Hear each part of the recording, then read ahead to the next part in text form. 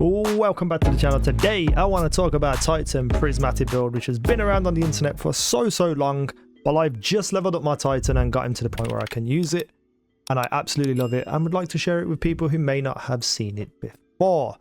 And that is the unlimited melee build.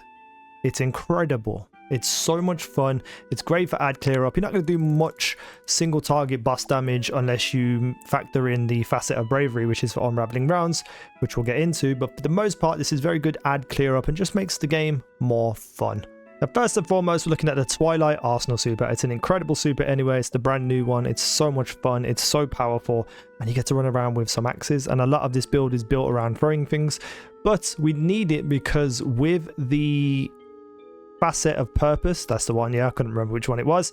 Every time you pick up an orb of power, you will get an overshield due to the fact that you have a void super. And that's very important because we're going to be running in, punching things, and getting an orb on every single kill with a melee, and then picking that up to keep ourselves shielded up. It's unbelievable. Next up, we have the Thruster. This is going to be very useful for us to be able to use because it's a fast-based cooldown.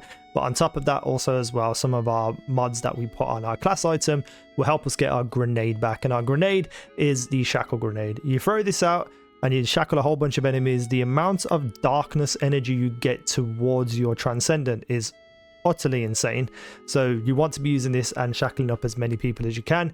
And the coup de grace, the best thing about this build is the thunderclap.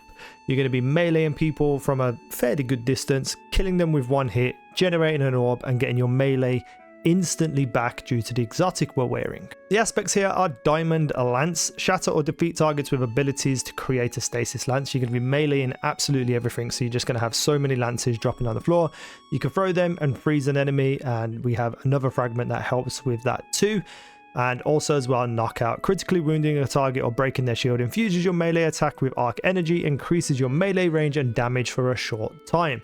So once you get that first melee kill, you're going to be able to attack from a further range and do more damage with that melee. Now, as I said, this is ad clear up. So honestly, just a normal melee attack without powering it up kills most enemies. But if you get something with a shield or something with slightly more health, you can one hit kill them with this. It's insane. And then for your first fragment, Facet of Ruin, increases the size and damage of the burst when you shatter a stasis crystal or frozen target. So if you're hitting people with that Diamond Lance that you're creating and you're freezing them in place, then you're hitting them with a big melee, you're going to blow everything up basically and all the things around it. It's pretty cool. We know what the Facet of Purpose does. It gives you that overshield on orb pickup. Unraveling rounds from the Facet of Bravery. Every time you melee someone, you get to have unraveling rounds. Now, using strand weapons basically means that it's just an overpowered cycle of killing with strand weapons. Then we have Facet of Justice. While transcendent, your ability final blows explode. This is going to be very fun and very useful when you go transcendent to constantly be thunderclapping people, and then when you kill them, they also explode too. It's a little bit of overkill, but it's fun.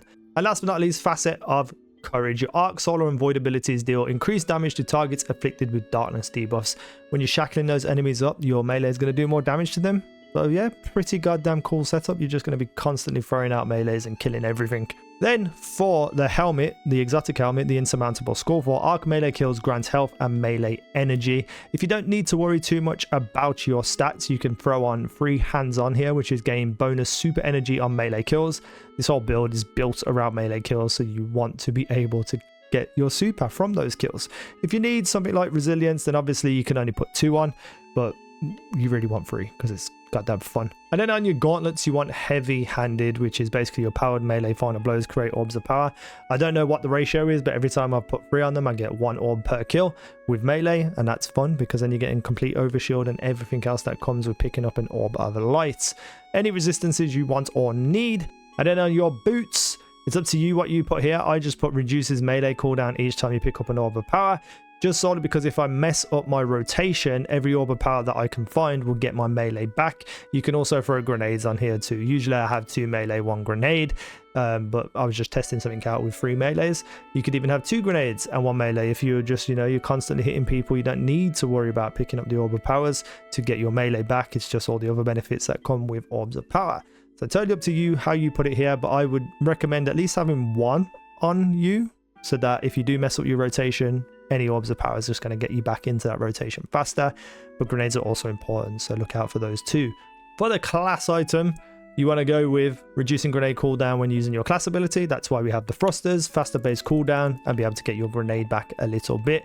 I also go with special finisher because I use the call as a special weapon, and often I find myself running out of special ammo because I don't have special ammo finder on my helmet. I use this too.